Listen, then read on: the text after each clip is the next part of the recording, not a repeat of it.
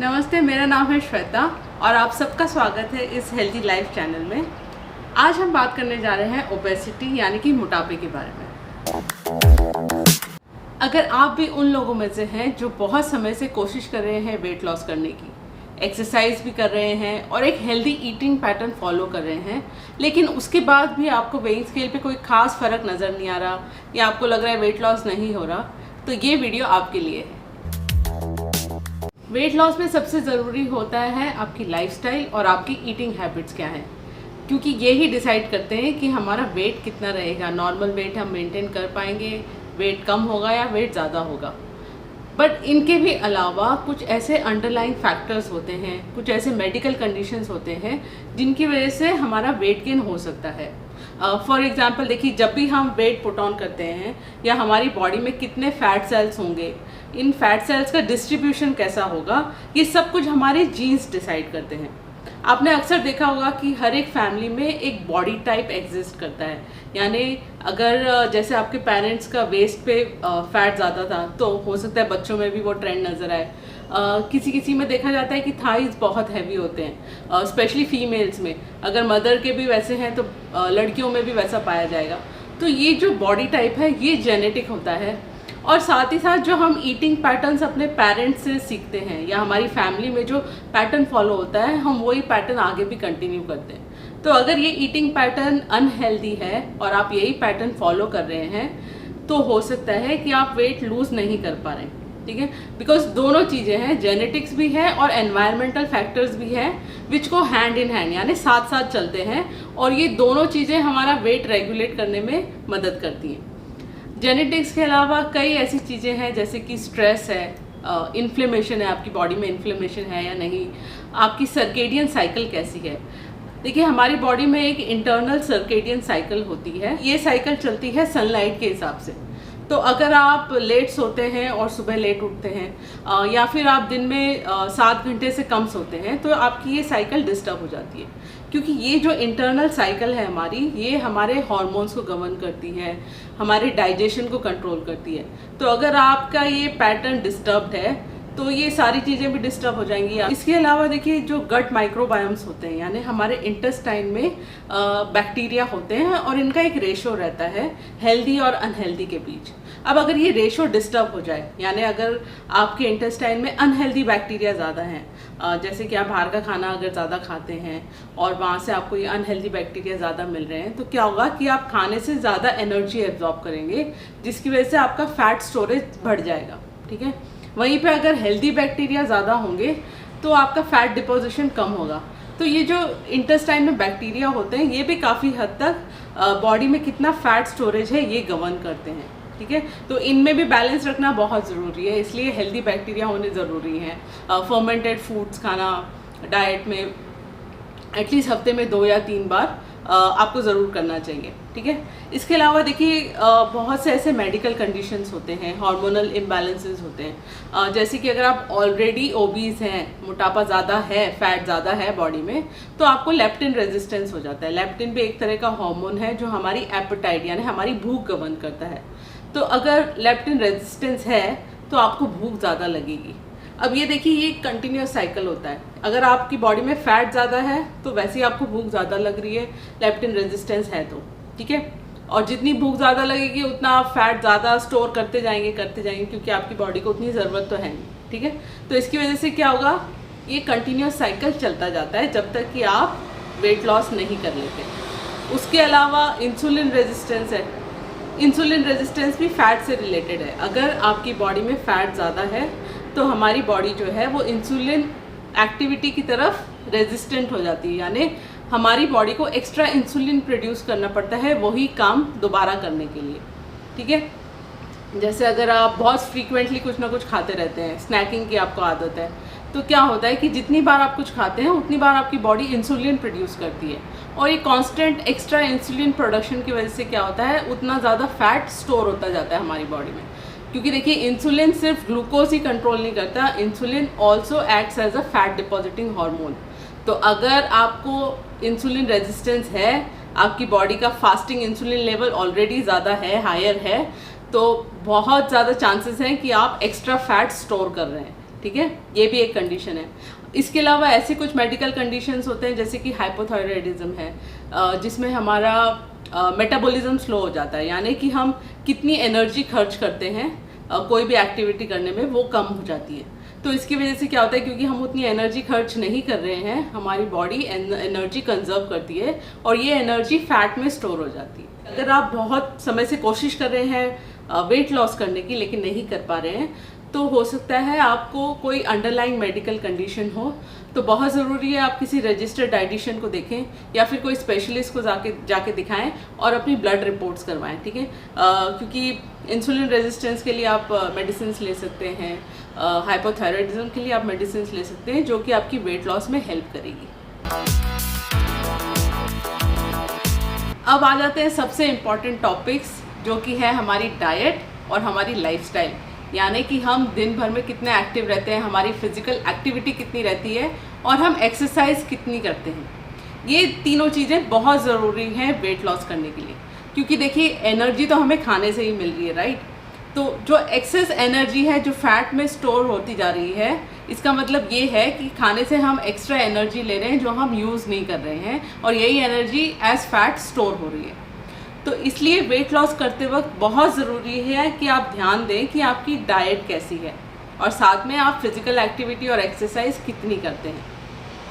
तो आज मैं आपको डाइट से रिलेटेड कुछ ऐसे टिप्स देने जा रही हूँ, कुछ ऐसे मिस्टेक्स बताऊंगी जो हो सकता है जिसके बारे में आपको पता हो लेकिन आप कॉन्शियसली उसको फॉलो नहीं कर रहे हैं, एंड आई एम श्योर कि ये वीडियो देखने के बाद आप उस बात के लिए कॉन्शियस हो जाएंगे।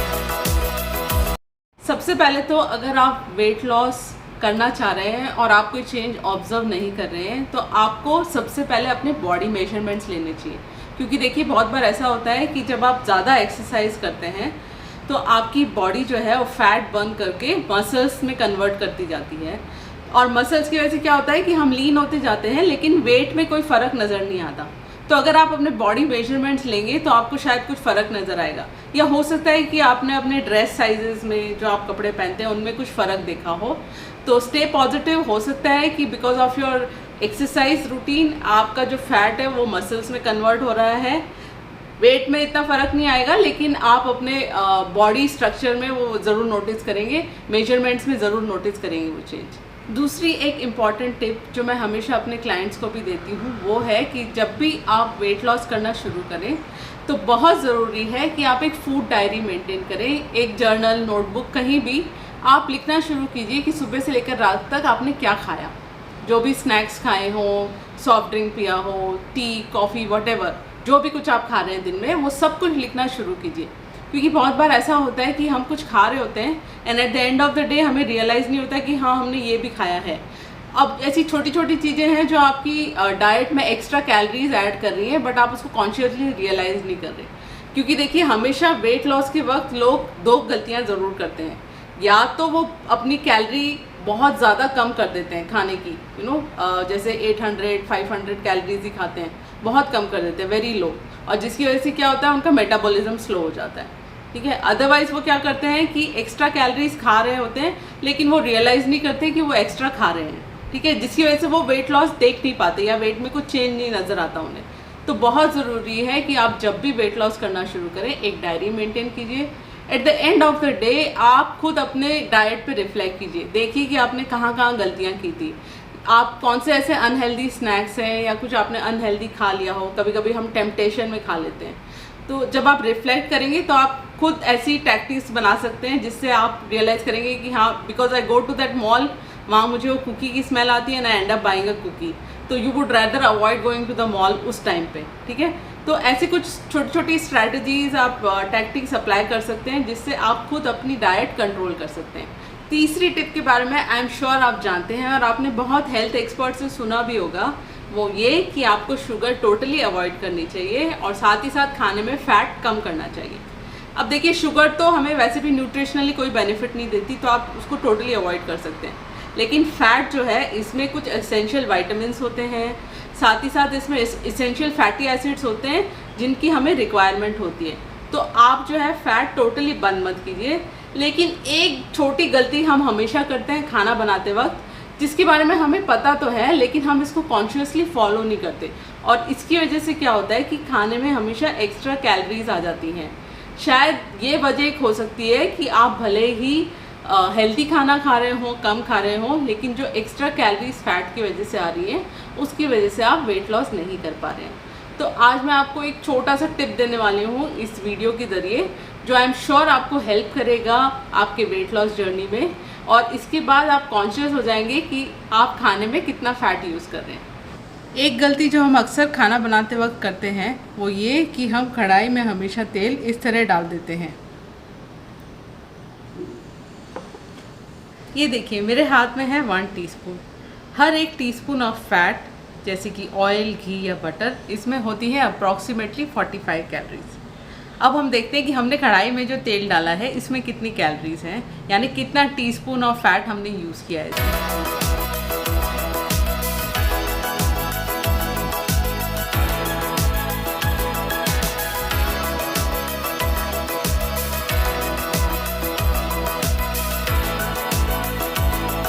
तो हमने देखा कि हमने जो कढ़ाई में तेल डाला था इसमें थी अप्रॉक्सीमेटली 6 से 7 चम्मच। अब ये पूरा ऊपर तक चम्मच भरा हुआ नहीं था, इसलिए हम अप्रॉक्सीमेटली 6 to 7 ले रहे हैं। इसमें हो गई अंदाजे से अबाउट 300 कैलोरीज। अब वैसे तो ये ज़्यादा लगती नहीं है, लेकिन अगर आप इसको इस पर्सपेक्टिव से सोचें कि जब आप वॉक करने जाते हैं तो आधे घंटे में आप बर्न करते हैं 100 से 150 या फिर मैक्सिमम 200 कैलोरीज, डिपेंडिंग आपकी स्पीड कितनी है, ठीक है। लेकिन अगर आप बिना मेजर किए चम्मच से तेल या घी यूज़ करते हैं तो आप बहुत आसानी से यही 100, 150 या 200 कैलोरीज एक्स्ट्रा खा लेते हैं खाने में, और आप इसको रियलाइज़ भी नहीं करते, ठीक है। तो इसलिए ये बहुत ज़रूरी है कि आप जब भी तेल, घी, बटर कुछ भी यूज़ करें उसे हमेशा 1 टीस्पून से मेजर करके ही यूज़ करें। और आई एम श्योर कि इस वीडियो के बाद आप कॉन्शियस हो जाएंगे कि आप कितना फ़ैट यूज़ कर रहे हैं, और हमेशा 1 टीस्पून यूज़ करेंगे। आप चाहें तो ऐसी 1 चम्मच अपने घी के और तेल के बर्तन में ही डाल के रखिए, ताकि जब भी आप निकालें घी या तेल हमेशा इसी स्पून से निकालें। आप हर एक फैमिली मेम्बर के हिसाब से 1 टीस्पून यूज़ कर सकते हैं, और घी चाहें तो उससे भी आधा यानी कि ½ टीस्पून। तो अगर आप 4 लोगों के लिए दाल बना रहे हैं तो कोशिश कीजिए सिर्फ 2 टीस्पून में ही बनाएं, क्योंकि घी देखिए सैचुरेटेड फैट होता है तो उसमें कोलेस्ट्रॉल भी ज़्यादा होता है, तो इसकी वजह से कम खाएं तो बेटर है। तो अगर आप वेट लॉस करना चाहते हैं तो दिन में 3 या 4 टीस्पून ही ऑयल या फैट कंज्यूम करें।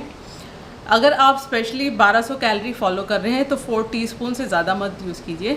अगर आप 1500 या 1800 कैलोरी की डाइट फॉलो कर रहे हैं तो आप ज़्यादा भी यूज़ कर सकते हैं, लेकिन कोशिश कीजिए कि कम से कम यूज़ करें, और हमेशा 1 टीस्पून से ही मेजर करके डालें। आई होप आपको ये वीडियो पसंद आया होगा और आपने इससे कुछ सीखा होगा, एंड आई एम श्योर ये छोटा सा टिप आपको वेट लॉस करने में ज़रूर हेल्प करेगा। तो इसी तरह के और वेट लॉस वीडियोस के लिए और टिप्स के लिए please subscribe to my channel and keep watching. Thank you so much.